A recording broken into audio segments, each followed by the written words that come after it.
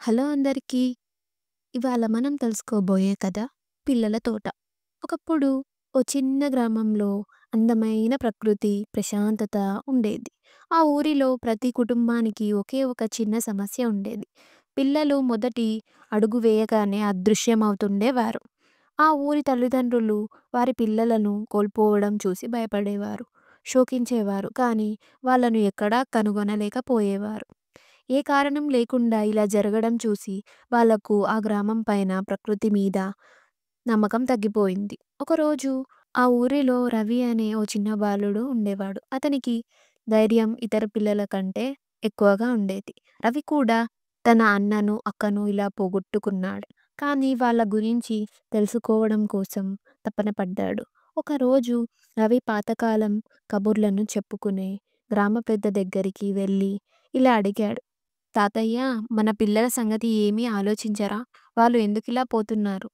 గ్రామ పెద్ద పెద్దగా ఊపిరి పీల్చి రహస్యమైన కథను చెప్పడం మొదలుపెట్టాడు. రవి, బాబూ, ఇది ఆ మాంత్రికుడి శాపం. చాలా కాలం క్రితం మన గ్రామంలో ఓ మాంత్రికుడు ఉండేవాడు.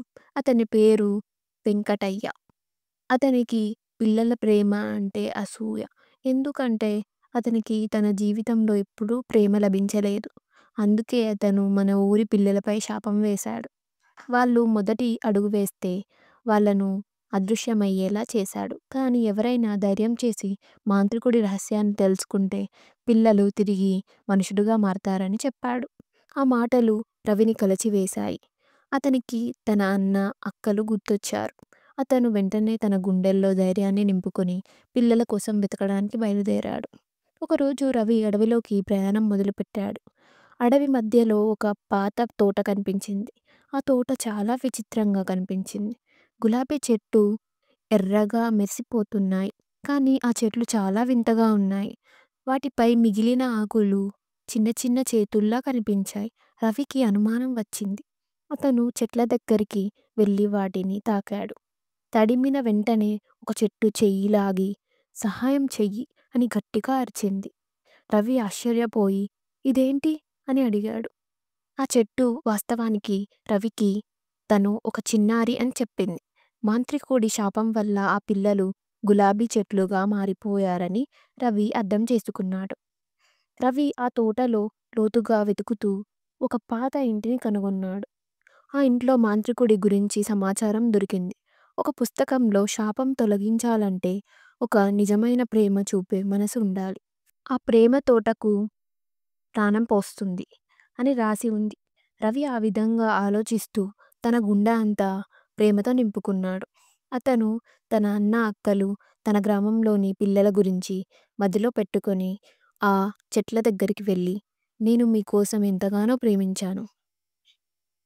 ఈ శాపం తొలగించడానికి నా ప్రేమతో మీకు సహాయం చేస్తాను అని అరిచాడు. రవిని మాంత్రికుడు గమనిస్తున్నాడు. నువ్వు నిజమైన ప్రేమ చూపిస్తున్నావు. కానీ ఇది సరిపోదు. నీ ధైర్యం పరీక్షకు నేను ఎదురు చూస్తున్నాను అంటూ వెంకట్రావు రవి మీద కనిపించకుండా ఒక ఆవరణ కట్టాడు. ఆ ఆవరణలో రవి చిక్కుకోపోయాడు. కానీ రవి తన ధైర్యంతో ఆ మాంత్రికుడిని ఎదిరించి, నీ దుఃఖం కారణంగా ఇంతమంది పిల్లలను శాపానికి గురిచేశావు. కానీ నీకు కూడా ప్రేమ లభించాలి అని చెప్పాడు. మాంత్రికుడికి అప్పట్లో తన దుఃఖం గుర్తొచ్చి మనసు మారింది. నిజంగా నువ్వు ధైర్యవంతుడివి.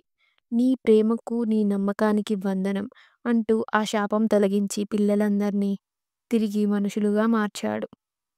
ఈ కథకు ముగింపు ఏమిటంటే, గ్రామంలోని తల్లిదండ్రులు తమ పిల్లలను తిరిగి చూసి ఆనందంతో కన్నీరు పెట్టుకున్నారు.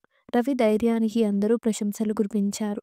ఆ ఊరిని మళ్ళీ ప్రేమతో, ఆనందంతో నింపారు. ఆ తోట ఇప్పుడు పిల్లల ఆటల తోటగా మారిపోయింది. రవి అందరి జీవితంలో నమ్మకానికి సంకేతంగా నిలిచాడు. ఈ కథ మీకు నచ్చితే లైక్ చేయండి, షేర్ చేయండి, సబ్స్క్రైబ్ చేయండి.